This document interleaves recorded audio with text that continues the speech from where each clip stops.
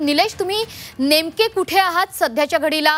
ज्या ठिकाणी बाळ ठेवण्यात आलेलं होतं त्या चव्हाण कुटुंबियांच्या घराच्या बाहेर तुम्ही आहात का?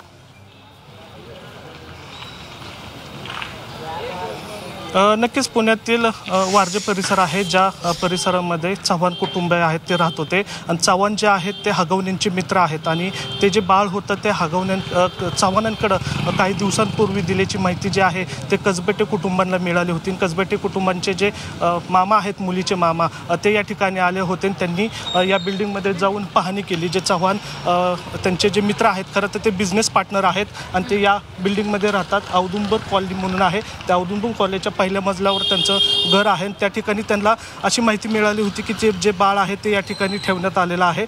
मात्र याची खात्री करण्यासाठी ते या ठिकाणी आले होते। मात्र दरवाजा आहे तो फ्लॅटचा जो बंद आहे, मात्र आतमध्ये कोणी नाही आहे, त्यामुळे ते आता ते इथून निघालेले आहेत आणि थेट पुणे पोलिसांकडे जाऊन ते या प्रकरणाची तक्रार देणार आहेत की आमचं जे बाळ आहे ते मिसिंग आहे आणि कदाचित ते नसावं अशी त्यांनी या ठिकाणी प्रतिक्रिया दिलेली आहे। त्यांनी या ठिकाणी भीतीसुद्धा वर्तवली आहे। त्यामुळे आता ते जे आहेत कसबे म्हणून जे मामा आहेत ते आता पुणे पोलिसांकडे तक्रार देण्यासाठी निघालेले आहेत। काही मिनिटांपूर्वी ते या ठिकाणी आले होते। वारजे परिसरात मी आहे आणि वारजे परिसरामधले जे चव्हाण मुलं आहेत त्यांची ही बिल्डिंग आहे। त्या चव्हाण जे आहेत त्यांचा तो बिझनेस पार्टनर आहे आणि त्यांच्याकडे ते बाळ दिल्याची माहिती त्यांना मिळाली होती आणि त्याची खात्री करण्यासाठी जे कसबे आहेत, महेश कसबे ते मामा आहेत, ते या ठिकाणी आले होते।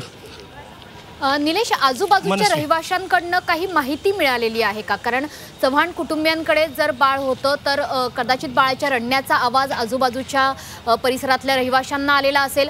मुळात बाळाची तब्येत आता कशी आहे? कारण आई नाहीये, बाळाचे वडीलही त्याच्यासोबत नाही आहेत, त्याच्यामुळे आता हे बाळ नेमकं कुठे असा प्रश्न, असा एक महत्त्वाचा संवेदनशील प्रश्न आहे खरं तर हा। आता पोलिसांची सुद्धा काय भूमिका असणार आहे? कारण मिसिंगची कंप्लेंट होऊ शकते किंवा हा अपहरणाचा गुन्हा म्हणून सुद्धा दाखल होऊ शकतो का?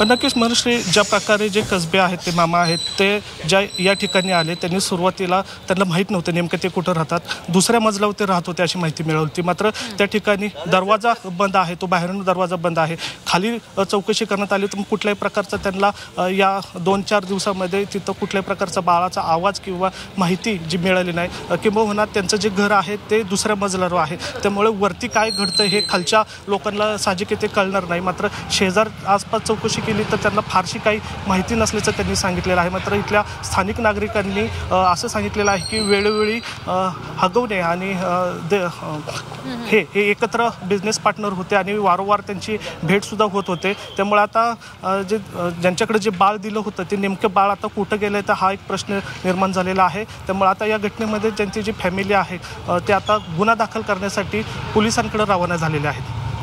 निलेश, खरं तर बाळ हे एकतर हगवणे कुटुंबांकडे हवं किंवा कसपटे कुटुंबियांकडे हवं। निलेश चव्हाण यांच्याकडे बाळ सुपूर्त करण्याचा निर्णय नेमका कुणाचा होता? यापूर्वी बाळ नेमकं कोण सांभाळत होतं? या बाळाला सांभाळण्यासाठी कुणी आया ठेवली होती अशी सुद्धा माहिती समोर येते।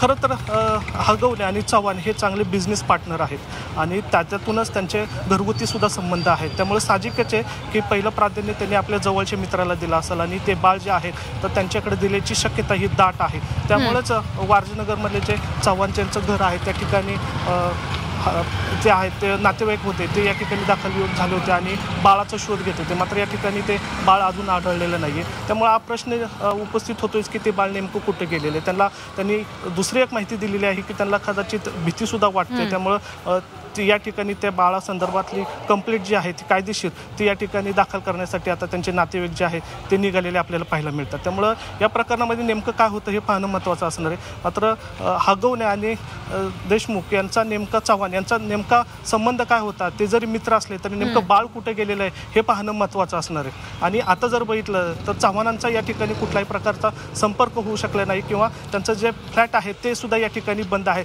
त्यामुळं शक्यता नाकारता येत नाही, कदाचित चव्हाणांकडेच ते बाळ असण्याची शक्यता आहे।